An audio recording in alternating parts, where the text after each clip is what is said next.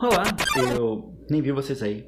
Meu nome é Cauã Carlos e hoje lhes trago um conteúdo menos casual. Esse canal é novo e aqui estarei dissertando sobre livros, tanto novos quanto antigos, desde livros consagrados como 1984 a livros com menos glamour como Crepúsculo e afins. Para a estreia do canal, achei que seria interessante fazer um vídeo sem ser um debate casual de livro avulso e sem comentar a importância irrevogável de um clássico atemporal da literatura britânica. Essa foi a introdução mais idiota que eu já fiz. Bom, quem me acompanha na Rádio da Paixão, mais 5 pessoas, sabe que eu costumo falar muito raramente o quanto gosto de livros, e sempre senti que os canais de literatura não eram exatamente o que eu queria, e sempre tive vontade de fazer um canal com essa temática e, bom, olha só. Então só precisava de escolher um título digno para o começo do canal, algo que não fosse tão underground, que o público comum também tivesse um conhecimento, mesmo que vago, e bom, nada melhor do que a história de uma garotinha que cai em um buraco e é transportada para um mundo mágico que é referenciado em absolutamente qualquer filme dos anos 2000. E bom, alguns meses atrás eu comprei a versão da Dark Side, e com isso eu tinha duas intenções: de consumir uma obra que eu já gosto muito, com uma mentalidade diferente, e reavaliar uma obra como um todo em todas as suas instâncias. E já posso adiantar a vocês que mesmo após vários anos eu continuo muito cativado com a qualidade da história e eu não mudei de ideia sobre o que me encantou desde a primeira vez em que li. Mas as partes ruins que eu negligenciava nas outras vezes que li me incomodaram um pouco mais agora. E neste vídeo eu vou abordar tudo isto e expor as minhas opiniões. Então, bora lá. Essa é a minha análise de Alice no País das Maravilhas.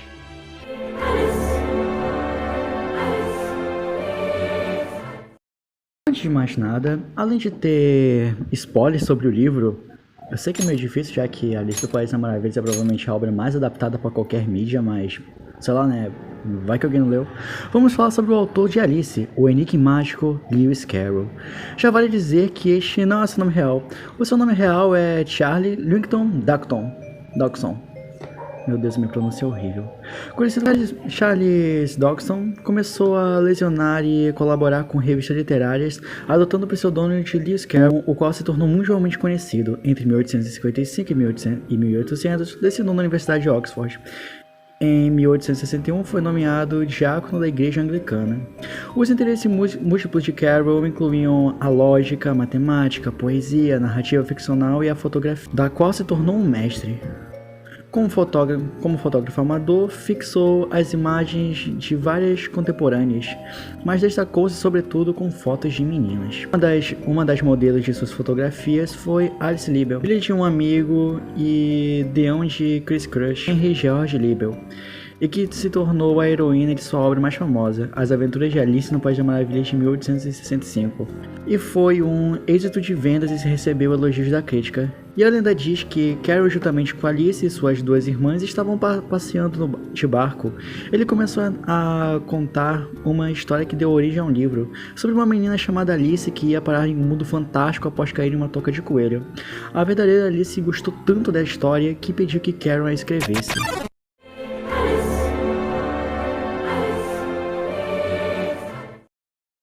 Bom, em minha opinião pessoal, Alice tem alguns pequenos incômodos na escrita. Porém, acho que é melhor a gente não focar nisso agora. Vamos abordar os pontos altos da série e todas as partes boas. Desta forma, vocês poderão entender meus pontos mais pra frente. Como vocês devem saber, Alice é um livro infantil. O público-alvo é a criançada, deve ostentar valores meio banais, como aquela coisa de amizade, personagens extremamente caricatos e diferentes. Uma protagonista super empolgada, que acredita em bondade e por aí vai. Será mesmo? Acredito que a primeira coisa que devemos nos focar aqui é sobre o que é Alice no País das Maravilhas. Se aventurar em um mundo fantástico e fantasioso? Se tornar o governante daquele mundo? Talvez sobre amizades e relacionamentos com as pessoas? Nope. Alice no País das Maravilhas é sobre uma pessoa, ou melhor, uma personagem, sobre a própria Alice. Os pontos fortes do trabalho de escrita de Lewis Carroll estão no desenvolvimento da personagem, um character drive, onde o propósito não é desenvolver um universo ou uma história, e sim desenvolver um personagem. O protagonista não move a trama, ele é a trama. Alguns exemplos de obras populares sobre esse tipo de escrita que eu posso dar. Orgulho e Preconceito é sobre um personagem oscilando entre sua arrogância e seus sentimentos. Violet Evergarden, que é um anime inteiramente focado em desenvolver a personagem, a Violet. Para as pessoas que gostam de cinema, eu posso citar um queridinho cult, Clube da Luta, classicaço. Alice segue um formato parecido, toda a qualidade textual é voltada para Alice. Então vamos passar os próximos minutos falando da nossa menina aí. Primeiro vamos dar uma olhada na figura da nossa protagonista. Eu gosto bastante de como ela é uma garota esperta, destemida e bem sociável. Essa característica traz bastante valor para o livro. Primeiro porque é bem divertido acompanhá-la, isso cria um clima muito agradável durante a leitura, e porque o fato dela aceitar muito bem as bizarrices do País das Maravilhas cria uma dinâmica muito engraçada. Logo no início ela tenta vencer o desafio de lógica, e é bem fofo. É incrível como a comédia sabe fazer proveito da mentalidade de Alice, uma garota da Londres vitoriana, com as bizarrices e excentricidades do País das Maravilhas. Não apenas no humor, as interações dela com os outros personagens são genuinamente divertidas. Um exemplo que eu posso dar é ela com o Chapeleiro, que eu ri muito nessa parte do livro, é realmente muito engraçado. É muito fácil gostar da Alice porque ela é muito palpável. Acredito que ela age muito bem próxima a uma garota da época e uma criança normal de hoje em dia. Então é fácil criar uma empatia por ela. Ela é uma personagem extremamente orgânica e é empolgante ver essa personagem dela ao interagir com aquele mundo. Tem alguns casos que ela passa do ponto. Em algumas cenas isoladas ela é bem conveniente a forma como ela age. E a forma como ela se adapta rápido à situação, tipo quando ela chega naquele mundo e ela age como se fosse uma quinta-feira. Mas no geral, funciona muito bem. Dá pra simpatizar bastante com o jeito esperto e destemido dela, e é muito vantajoso para um livro com esta proposta. Então acho que está bem estabelecido e a personalidade da personagem ajuda bastante no decorrer da história, fazendo a leitura ser extremamente agradável e bem frutífera. Porém agora vem a parte difícil, outra parte muito boa vindo da personalidade dela, é o contraste dela com aquele mundo. Alice já entende as leis da época da Londres vitoriana em que ela vive. São completamente inúteis no País das Maravilhas. É interessante ela tentando resolver os problemas de lógica daquele mundo com lógica normal, e quanto mais esse contraste é explorado, mais interessante fica a leitura. É uma ideia bem simples, mas funciona muito bem para criar interesse no leitor, principalmente considerando essa nuance e de ela ser a única personagem que questiona aquele mundo, algo que ela lida sozinha. E isso é a parte mais interessante desse processo, ela tentando aplicar lógica em um mundo extremamente maluco. Isso é facilmente notável no encontro dela com a Lebre de Março e o Chapeleiro Louco. Essa característica da personalidade de Alice são construídas de uma maneira sutil e poderosa ao mesmo tempo. Ao longo da história, primeiramente, esse jeito esperto que cria um ambiente confortável e convidativo para a história, fazendo a gente se aproximar da personagem devido a essas interações genuínas dela, qualquer pessoa cria empatia com ela. Depois disso vem o outro lado da história, que é o contraste da personalidade da Alice com esse mundo maluco do País das Maravilhas. E esse contraste vai até o final do livro e com a última cena de Alice, onde a própria personalidade dela influencia sua experiência com o País das Maravilhas.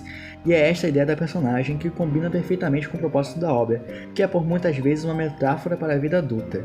E fazer a gente sentir isso, a dinâmica de Alice no papel central da história é muito bem feita.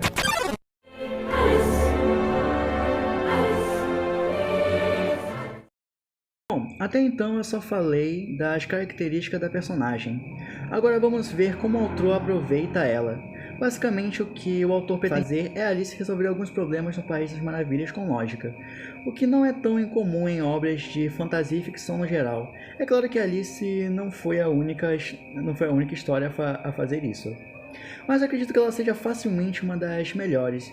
Vejamos como o autor trabalha com isso, para fazer a personagem entrar em conflito com a situação, e a principal ferramenta que o autor utiliza para trazer essa situação acompanhada de um personagem, que faz com que Alice tenha uma boa interação e também dificulta a resolução daquele possível problema.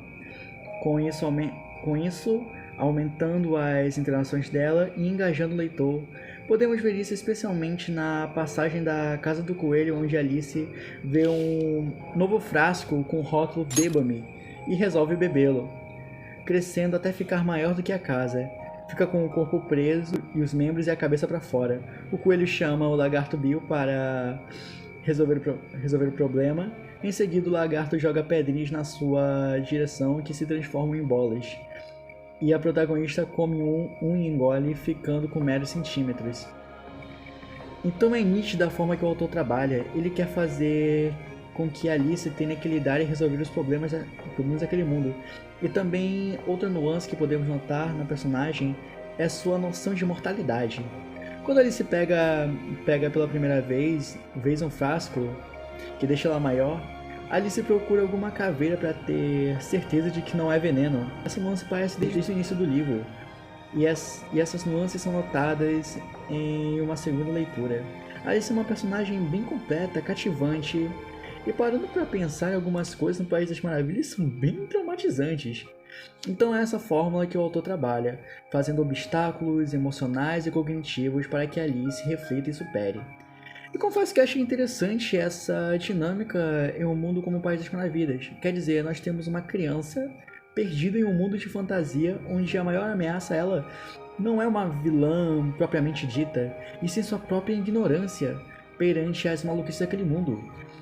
Como os empecilhos não são necessariamente físicos, nós não acompanhamos uma história onde o foco não é derrotar o vilão e sair feliz para sempre, e sim um amadurecimento por parte da psique da protagonista. E os monólogos da Alice simplesmente parando e refletindo sobre o ocorrido são simplesmente muito bons. Posso citar este do capítulo 2. Puxa, está tudo tão esquisito hoje. E pensar que ontem as coisas estavam normais. Que passei por alguma transformação durante a noite? Deixe-me ver. Será que acordei igual? Tenho a vaga impressão de que despertei me sentindo um pouquinho diferente. Mas, se não sou a mesma, a pergunta que não quer calar é: quem sou eu? Então... aí está o grande mistério. Todas as maluquices do País das Maravilhas não são para trabalhar o universo, são uma maneira de desenvolver a protagonista. Ou seja, Alice é obrigada a lidar com um mundo totalmente diferente, uma realidade completamente desconhecida para ela. Isso, é claro, vem a ser inconveniente em alguns pontos, já que o autor pode justificar qualquer coisa aleatória para mover a trama. Não é uma fantasia nem um pouco palpável pra gente, é muito mais fácil dar motivo para as coisas. Sim.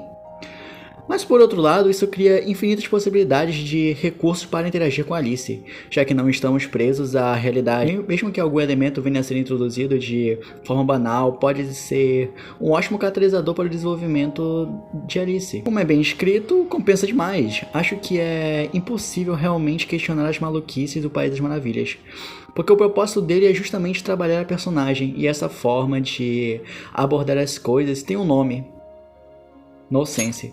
Mas Cauã, o que seria nonsense? Bom, nonsense é uma expressão em inglês que denota algo sem sentido, nexo, lógica ou coerência.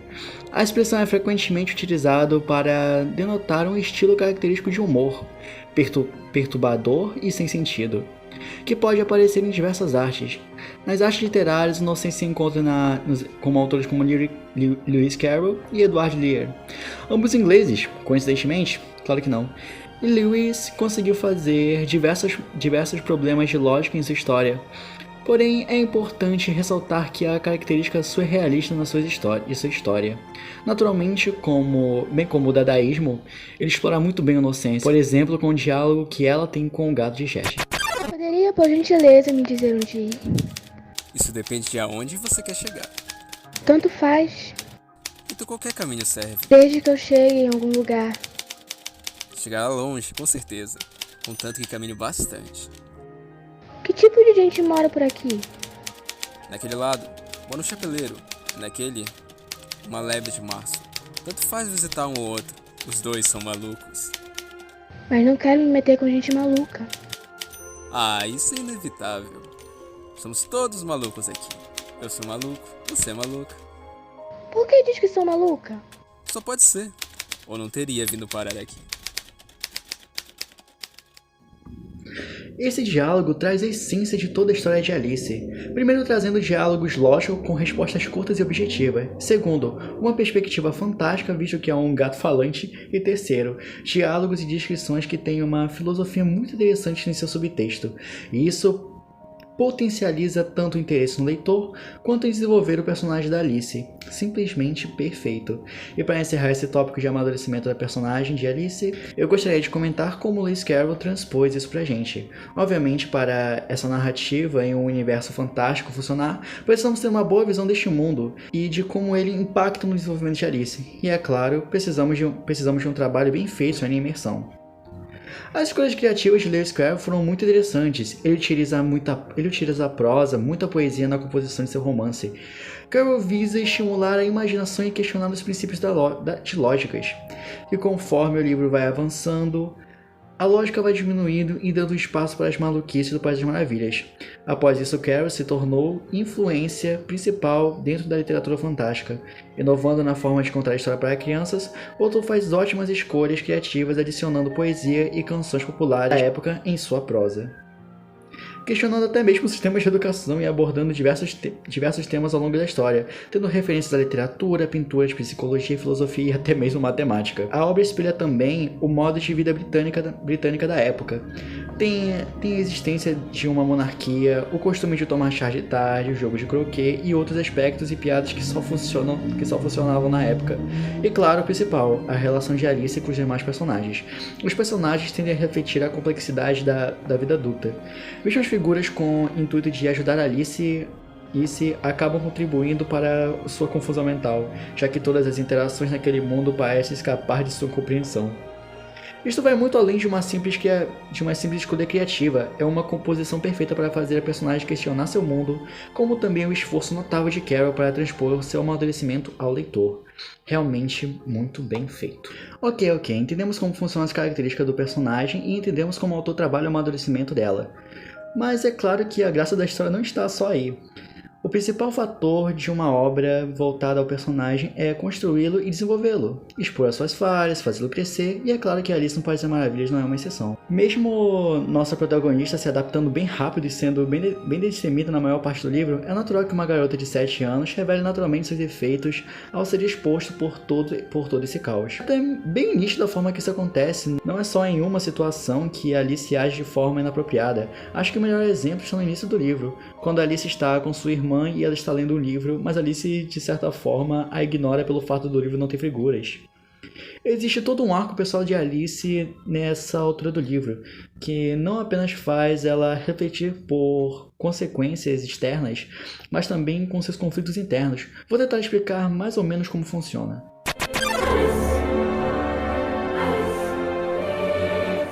Mas para o final do livro, descobrimos que o País das Maravilhas na verdade é um sonho.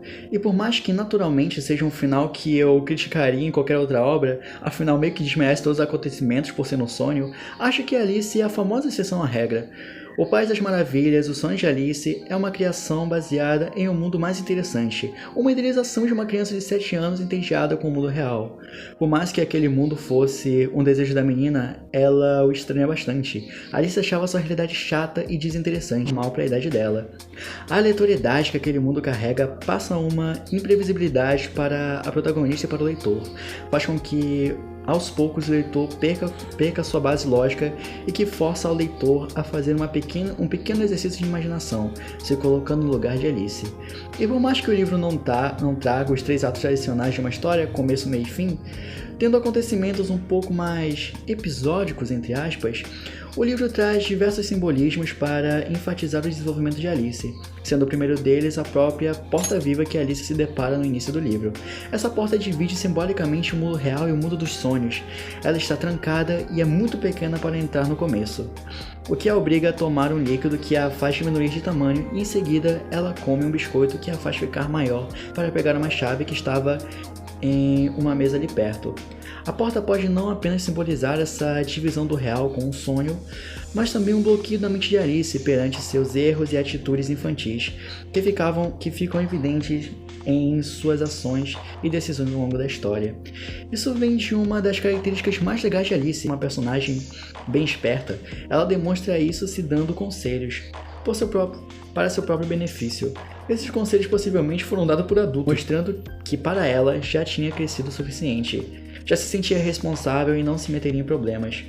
Vemos que ao decorrer do livro isso não se mostra uma verdade. Voltando à porta, ao apresentar uma problemática também poderia estar atentando indiretamente para o amadurecimento da garota. O simples fato da porta estar trancada e ficar trancada até o final do livro representa que Alice ainda não evoluiu o suficiente para enfrentar a vida adulta e assumir a responsabilidade por suas ações. Afinal, ela nem verificou se a porta estava trancada antes de diminuir de tamanho.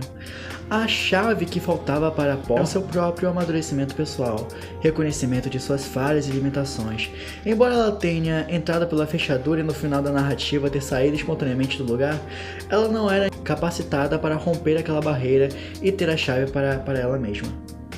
Outra característica apresentada que se repete para simular o amadurecimento de Alice, não só os cenários e os personagens, e sim os objetos também, nesse caso as comidas que Alice come, como as bebidas, com capacidade de aumentar e diminuir de tamanho de Alice.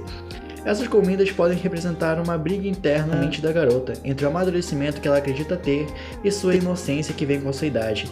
Durante toda a história, esses dois lados dela estavam em um constante conflito, um querendo se sobressair contra o outro, sem um equilíbrio para pacificar sua situação, o que é representado todas as vezes que Alice come algo, nunca conseguindo um tamanho perfeito.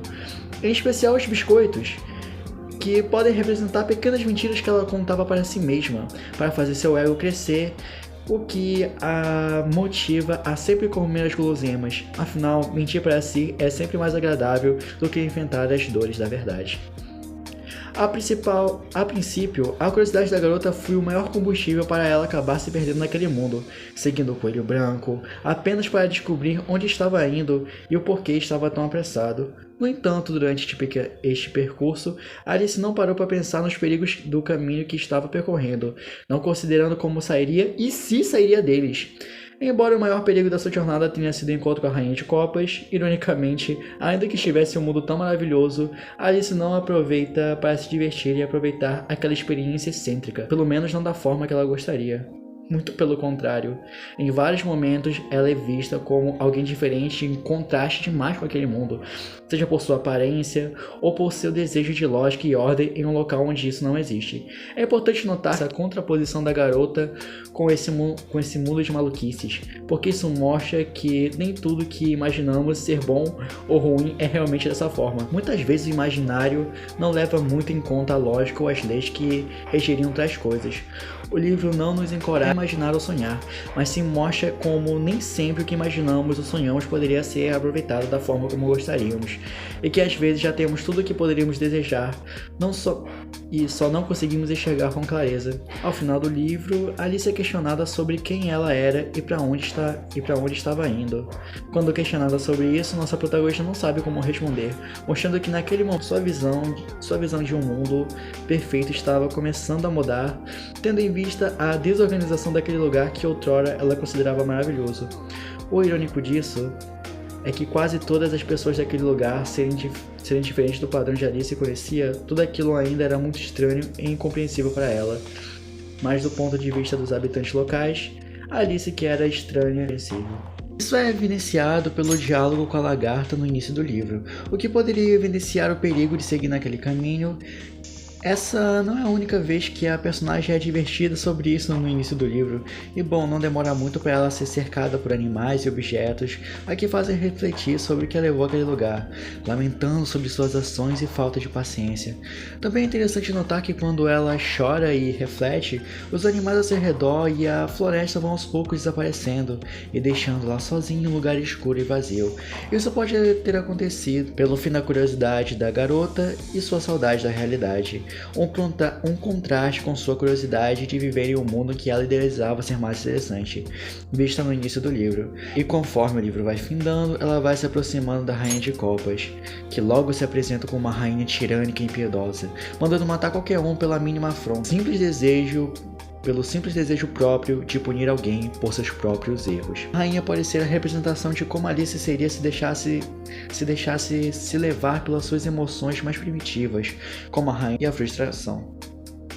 Por não reconhecer seus próprios erros, a rainha é o completo oposto da garota, tanto na sua personalidade quanto na forma que o autor escreve ela. Já que Carol muitas vezes escreve Alice como pacífica e serena, e a rainha sempre é descrita com raiva, fervor e conflito.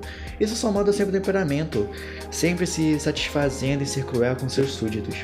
sempre sorrindo quando ele é atendido ao cortar a cabeça de algum deles. Felizmente, Alice aprende com seus erros até aquele momento e, de certa forma, enfrenta a rainha no final do livro, jogando verdade na sua cara, forma tirânica de como ela governa aquele mundo. Ainda que tudo tenha sido um sonho, para Alice deve ter sido uma experiência muito vívida e as coisas que ela havia passado ficariam em sua mente e talvez podem tê-la ajudado a sua maneira de ver o mundo e a motivaria a aproveitar as pequenas coisas como a sua própria realidade, um país de maravilhas. E agora já está na hora de dar novos olhos para esse vídeo. Acredito que já falamos mais que o suficiente da Alice. Como eu disse, ela é o foco principal da série, então naturalmente nos tomou bastante tempo. Mas agora vamos deixar de lado nossa amada protagonista para falar do resto do elenco de Alice.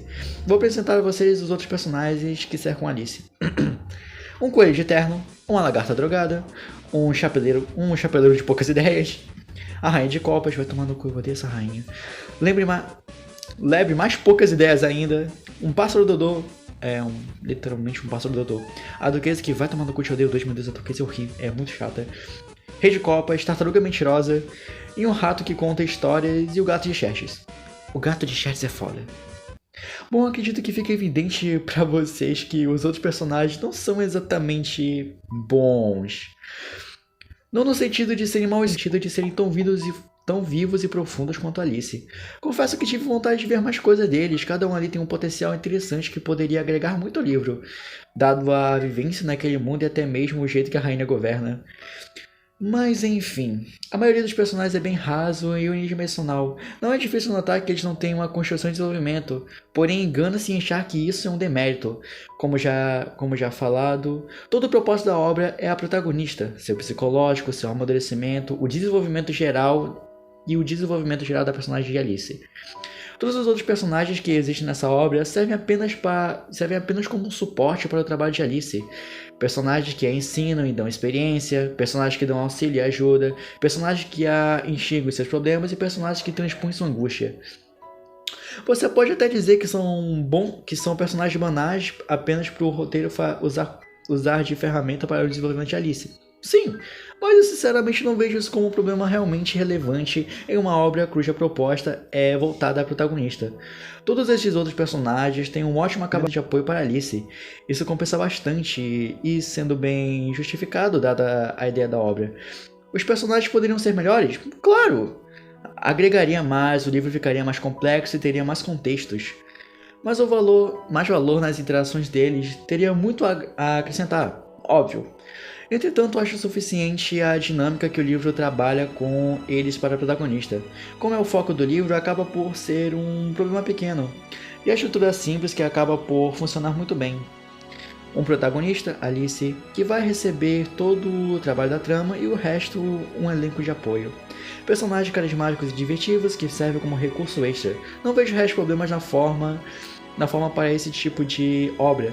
Assim como o universo de Origem de Alice é muito rico e curioso. Ele é objetivo, auxilia o desenvolvimento da protagonista. Agora, isso não significa que Alice está isenta de problemas. Vamos finalmente falar sobre o que realmente vem a ser falho na história. Já que o tópico anterior não chega a ser falho, que não prejudica o principal foco da história, que é o desenvolvimento da protagonista, deslizes cometidos nesse aspecto podem vir a ser um problema bem grande e, felizmente, eles quase não são presentes em Alice.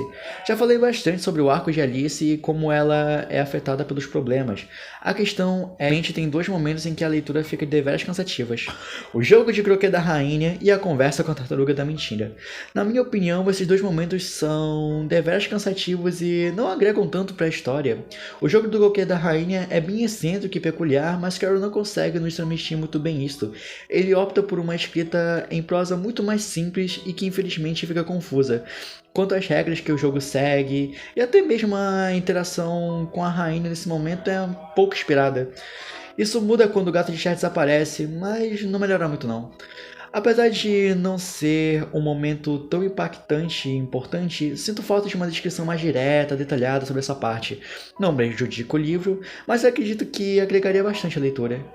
E também os diálogos com a tartaruga falsa. Infelizmente para mim, esta é a parte mais sem graça do livro. A escrita de Carol perde um pouco de seu ritmo e temos diversas repetições com a dinâmica da tartaruga e a sua história sobre o fundo do mar. Esses defeitos não são algo que batem de frente com o que é mais importante para a história, Alice, mas são uma parte onde infelizmente a leitura pesa. Mesmo sendo retomada no final com o julgamento que encerra o livro. Bom, pessoal, eu acredito ter comentado tudo que eu gostaria sobre Alice no País das Maravilhas e todo o seu trabalho textual.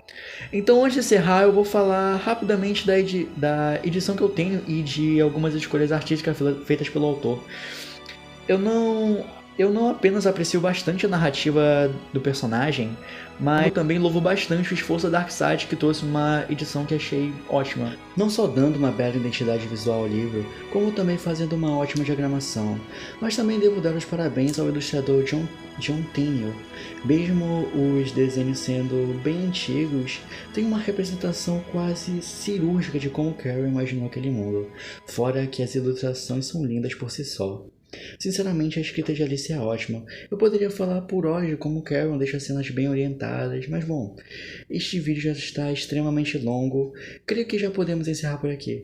Bom, gente, em suma, Alice no País das Maravilhas é uma ótima obra, cujo propósito é transmitir o amadurecimento de uma personagem em um mundo onde as leis que a mesma conhece não se aplicam, fazendo ela demonstrar seus defeitos humanos e a fazendo crescer através de um método bem empolgante.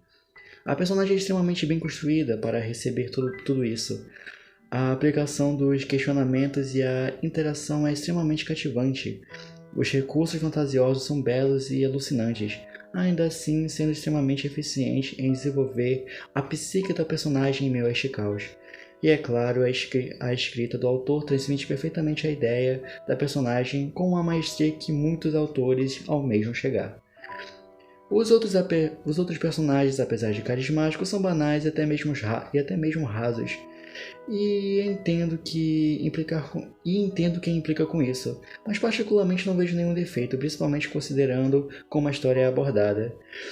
Defeitos? Existem. As descrições fracas no jogo de croquis da rainha e a interação com a tartaruga falsa são pontos onde a escrita do autor infelizmente fraquejam e perdem seu ritmo dinâmico. Contudo, em uma análise geral do livro, tem qualidades que simplesmente engolem qualquer mínimo defeito. O principal sentido do enredo é feito muito bem, e o livro tem uma leitura muito agradável. Mesmo quem não gosta muito do livro não pode negar as qualidades absurdas que a história ostenta. Então é isto. Antes de encerrar, vale dizer que o livro tem uma sequência, Alice através do espelho, então futuramente talvez eu faça uma análise dele e espero ter me expressado bem ao longo desse vídeo.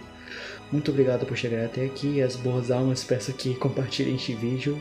E esse vídeo é extremamente difícil de fazer, então conto com um like de vocês e deixe os comentários para vocês deixarem todas as opiniões. E, bom, um beijo a todos vocês e agora deixe-me voltar a ler.